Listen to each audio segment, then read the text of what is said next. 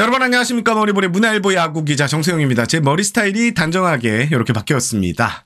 이번 영상은 KBO 리그 트레이드 분위기에 대한 이야기입니다. 지난 6월 2일 롯데와 KT의 올 시즌 첫 번째 트레이드가 나왔고 현재 트레이드 시장 분위기를 점검하는 취지에서 영상을 만들었습니다. 사실 트레이드설이라는 것이 구단들이 아주 예민하게 생각하는 부분입니다. 그래서 저는 예전부터 웬만하면 특정 구단의 이름을 지칭하지 않고 있는데요. 영상을 보시는 분들 양해 부탁드립니다.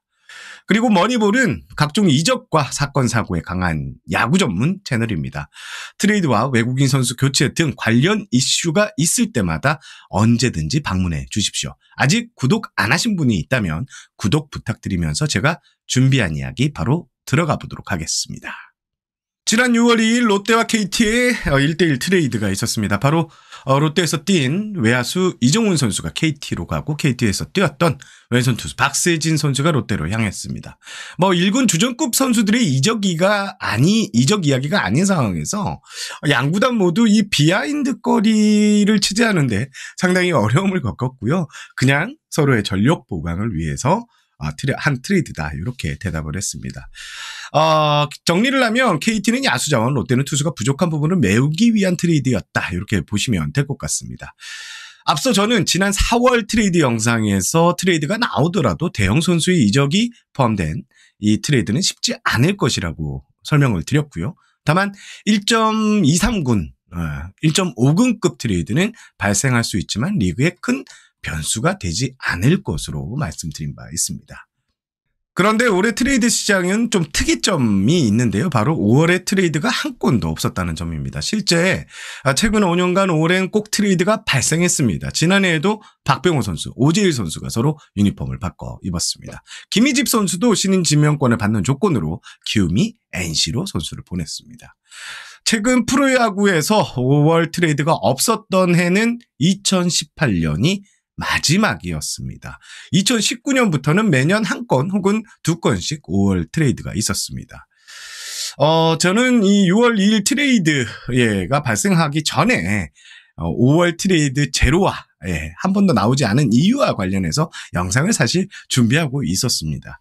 현장의 이야기 그리고 전문가들의 의견을 좀 받아봤는데요. 그런데 트레이드가 딱 터졌고 이것도 정방꿀의 영향인가 좀 싶었습니다.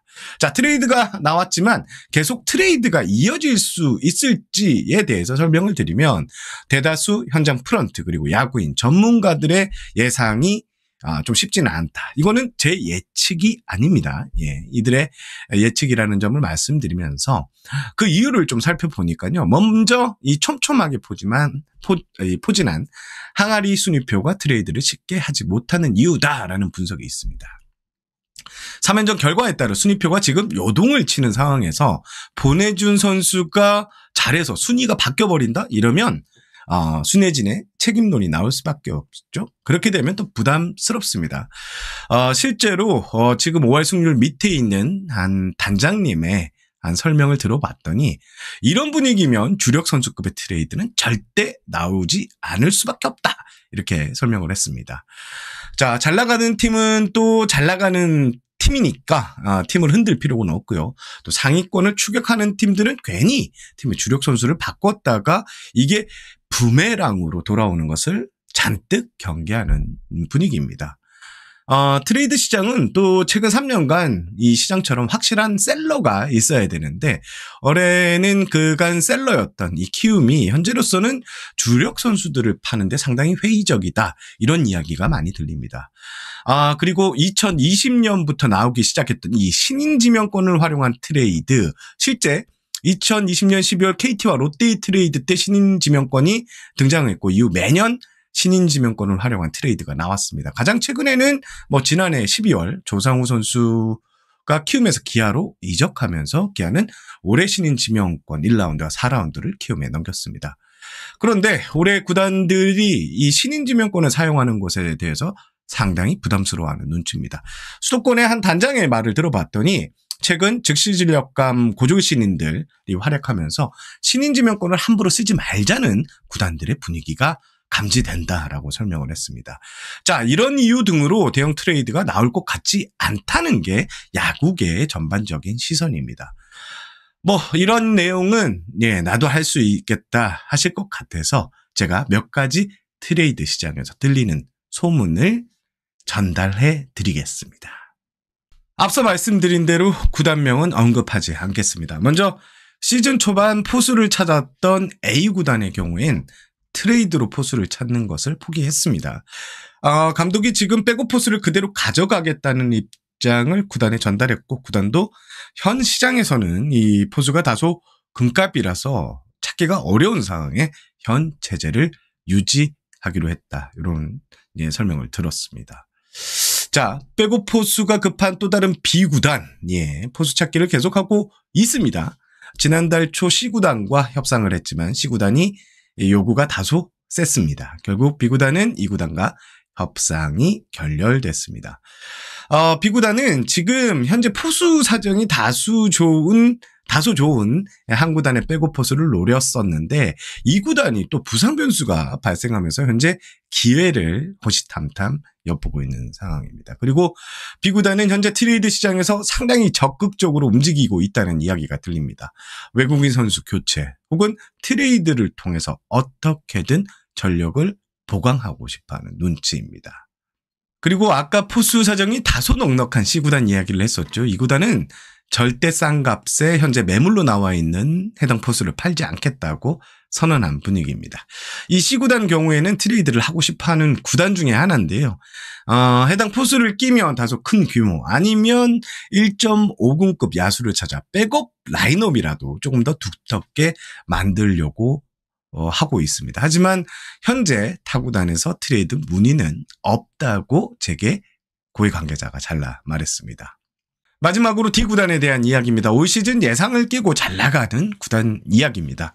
이 구단은 지방의 F구단 핵심 외야수 자원을 영입하기 위해서 오퍼를 넣었는데요.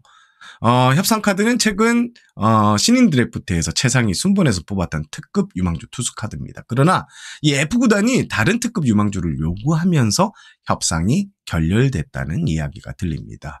F구단의 외야수는 어느 정도 출혈이 없으면 절대 가져올 수 없는 이 리그에서도 손꼽히는 외야 자원입니다.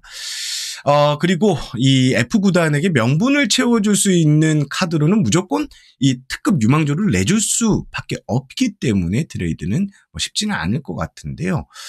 참고로 지금 D구단 같은 경우에는요, 잔잔한 트레이드는 좀 자제하는 분위기입니다. 우승으로 가는 길에 퍼즐을 끼워줄 수 있는 이 A급 혹은 S급 플레이어를 찾고 있는 눈치입니다. D구단과 이 F구단의 트레이드 불씨는 아직 남아있는, 잔불이 남아있다. 이렇게 보시면 될 것 같습니다. 현재 트레이드 시장 분위기를 잠깐 정리를 해드렸는데요. 제가 현장에 뛰면서 수많은 관계자와 얼굴을 또 맞대야 하고 또 취재를 해야 하기 때문에 늘 그래왔던 것처럼 이니셜로 말씀드린다는 점 다시 한번 양해 부탁드립니다. 이럴 거면 왜 찍었냐? 이런 이야기는 좀 자제해 주시고요. 저는 그래도 이 분위기를 전달해드리고자 이런 영상을 찍었으니까 여러분들 참고해 주십시오. 그리고 소문이 확대 재생산되지 않았으면 해서 따로 옆에 이렇게 제가 정리를 보통 했었는데 정리글도 옆에 띄워놓지 않았다는 점 참고 부탁드립니다. 자, 오늘 영상은 여기까지 하겠습니다. 저는 문화일보 야구기자 정세영이었고요. 내일 6월 4일엔 인천 SSG 랜더스필드에서 제가 스포츠월드 이혜진 기자와 퇴근길 야구, 삼성과 SSG전이죠. 이 소식 퇴근길 야구를 준비하고 있습니다. 삼성 혹은 SSG에 관한 이 질문과 답변 영상을 통해 해드릴 텐데요. 많은 질문과 답변, 질문 주시면 제가 답변해드리겠습니다. 그럼 진짜 물러가겠습니다. 구독 버튼 마구마구 눌러주시고요. 여러분 시청해주셔서 감사합니다. 계속 소통하고 현장을 뛰는 정세영 기자가 되겠습니다. 여러분 안녕히 계십시오.